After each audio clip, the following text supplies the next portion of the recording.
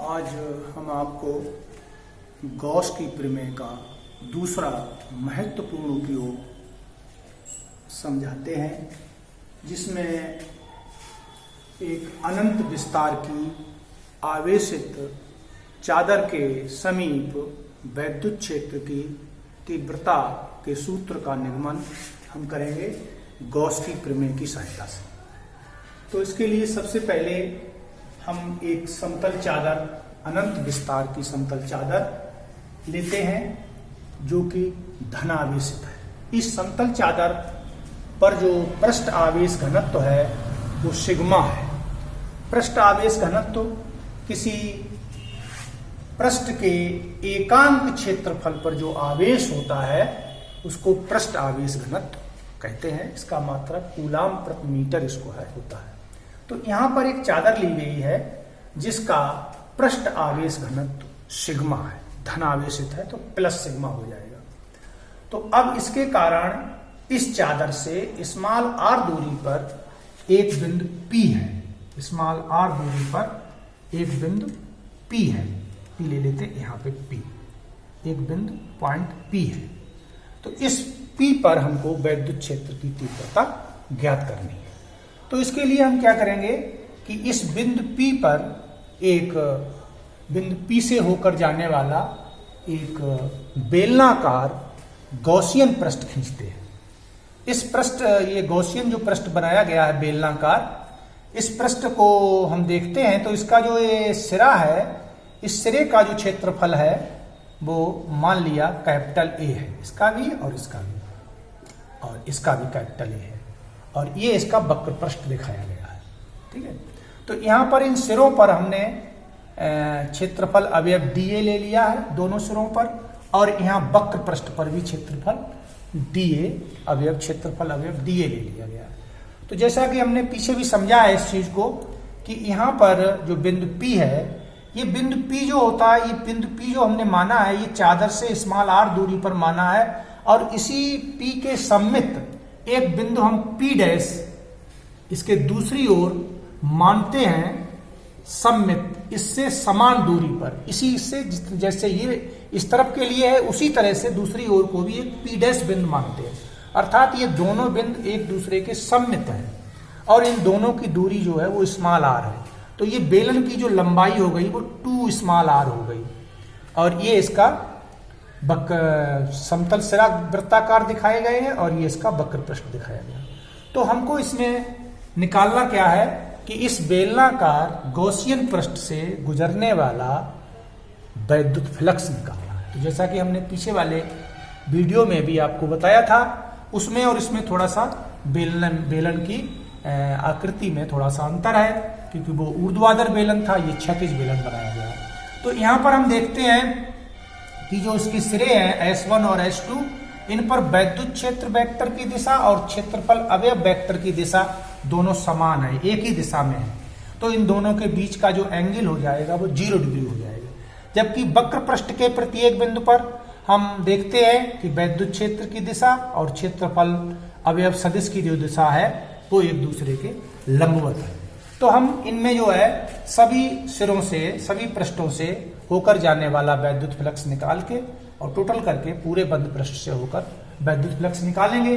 तो इसके लिए हमने पहले चित्र समझेंगे, और चित्र को समझने के बाद हम यहाँ पर थोड़ा सा लिख लेंगे इसके बारे में कि माना अनंत विस्तार की धनावेशित चादर के निकट स्मॉल r दूरी पर स्थित बिंदु P पर वैद्युत क्षेत्र की तीव्रता ज्ञात करें। चादर पर पृष्ठ आवेश घनत्व सिग्मा है। इसके लिए हम चित्रानुसार एक बेलनाकार बंद गॉसियन पृष्ठ की कल्पना करते हैं।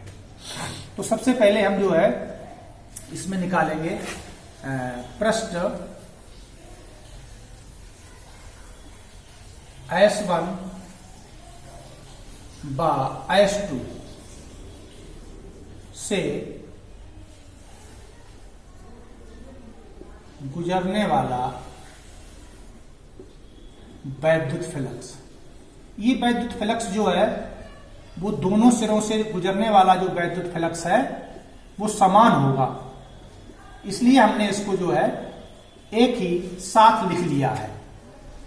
φ1 इसको मान लिया और इसको φ2 मान लिया। तो ये φ1 और φ2 ये दोनों जो है समान है, इसलिए इनको एक ही साथ ले लिया है।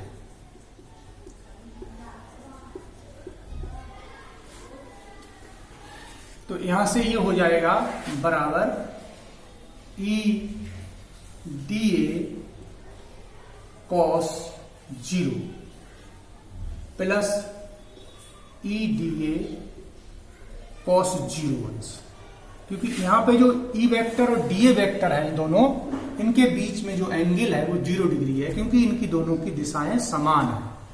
तो इसमें जो है बराबर ई और कॉस 0 का मान 1 हो जाएगा, तो ई को बाहर ले लेंगे और डी ए का समाकलन करेंगे, तो ये आपका आ जाएगा बराबर ई ए प्लस ई, तो ये हो जाएगा 2E, यानी 2E जो वैद्युत फ्लक्स निकल के आया है वो इन दोनों समतल सिरों से गुजरने वाला वैद्युत फ्लक्स है। अब हम मान लेंगे कि वक्र पृष्ठ, बेलन का जो वक्र पृष्ठ है S3 से होकर गुजरने वाला वैद्युत flux,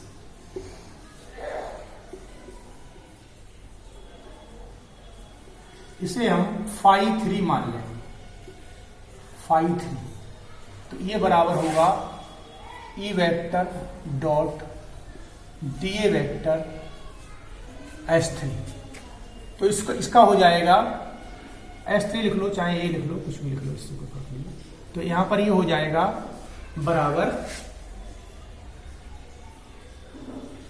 E D A cos 90 degree. तो चूंकि cos 90 का मान 0 होता है, तो इसलिए इसका मान 0 हो जाएगा। इसका अर्थ ये हो गया कि ये जो है इस वक्र पृष्ठ से होकर के कोई वैद्युत फ्लक्स निर्गत नहीं होगा और सिरों से समान वैद्युत फ्लक्स निर्गत होगा जो कि जुड़ जाएगा। तो इस तरीके से संपूर्ण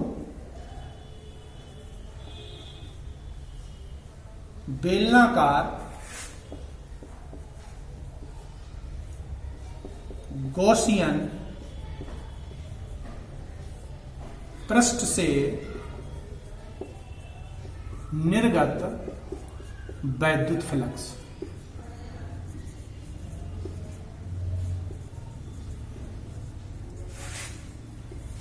इसको हम लिखेंगे φe बराबर φ1 प्लस φ2 प्लस φ3। तो ये हो जाएगा EA प्लस EA प्लस 0 बराबर 2EA। 2EA आ गया, ये आपका समीकरण 1 डाल दीजिए इसको, φe बराबर 2EA। परंतु गॉस की प्रमेय से, अगर इसमें हम गॉस की प्रमेय लगाएंगे या गॉस की प्रमेय का उपयोग करेंगे इसमें, तो गॉस की प्रमेय हमें क्या बताती है, किसी भी बंद गॉसियन पृष्ठ से निर्गत वैद्युत फ्लक्स या गुजरने वाला जो वैद्युत फ्लक्स है वो φe बराबर होता है Q अपॉन एप्सिलॉन 0। यहां पर जो Q है इसका मान होगा सिग्मा A अपॉन एप्सिलॉन 0। यहां पर जो सिग्मा है वो हमने पीछे आपको बताया है कि चूंकि सिग्मा बराबर Q अपॉन A, और इस A क्षेत्रफल है, इस A क्षेत्रफल की इसमें गुणा कर देंगे तो हो जाएगा Q बराबर सिग्मा A। ये जो बेलनाकार गॉसियन पृष्ठ है, इस बेलनाकार गॉसियन पृष्ठ के अंदर जो आवेश है, कुल आवेश, वो है सिग्मा A। तो ये लगा देंगे। अब चूंकि समीकरण 1 और ये वाली समीकरण 1, ये और ये समीकरण 2, ये दोनों जो है एक ही बात को बता रहे हैं, वैद्युत फ्लक्स को बता रहे हैं, दोनों समीकरण है। तो इनकी हम तुलना कर देंगे, तो समीकरण 1 व 2 की सहायता से हम लिख लेंगे 2EA बराबर sigma A upon epsilon G। तो यहाँ A से A कैंसिल हो जाएगा। तो इस तरीके से समतल चादर के समीप जो वैद्युत क्षेत्र की तीव्रता निकल के आएगी वो आ जाएगी E बराबर सिग्मा अपान 2 एप्सिलॉन 0 न्यूटन प्रति कूलम। ये सूत्र आ गया समतल चादर के निकट वैद्युत क्षेत्र की तीव्रता का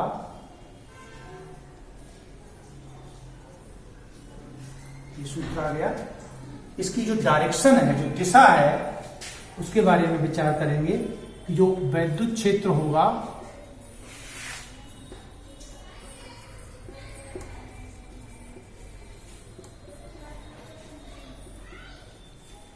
धनावेशित चादर से दूर की ओर होगा,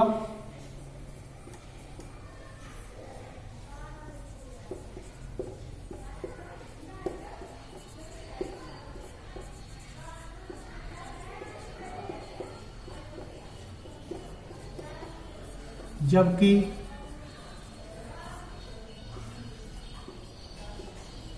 ऋणावेशित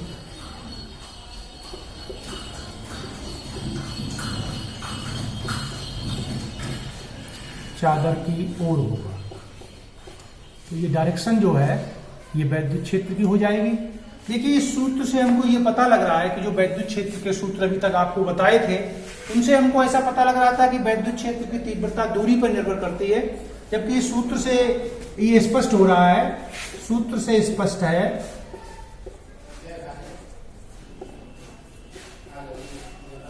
कि अनंत विस्तार की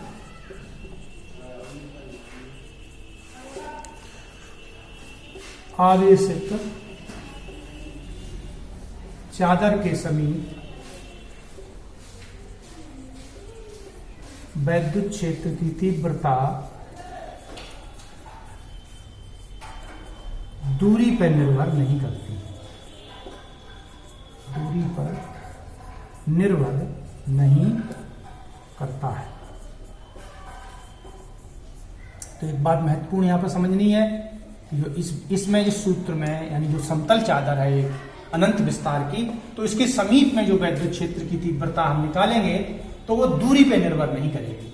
तो इसलिए जो है ये वैद्युत क्षेत्र की तीव्रता केवल निर्भर करती है पृष्ठ आवेश घनत्व पर, और ये नियतांक है। तो इसलिए जो है ये वैद्युत क्षेत्र की तीव्रता जो है वो दूरी पर निर्भर नहीं करती है, जबकि अन्य सूत्रों में दूरी पर निर्भर करती है। तो इस प्रकार से ये सूत्र की जो उत्पत्ति हो गई है, इसको आप लोग जो है सभी समझ करके नोट कर लेंगे। इसको कोई समस्या हो तो पूछ लेंगे।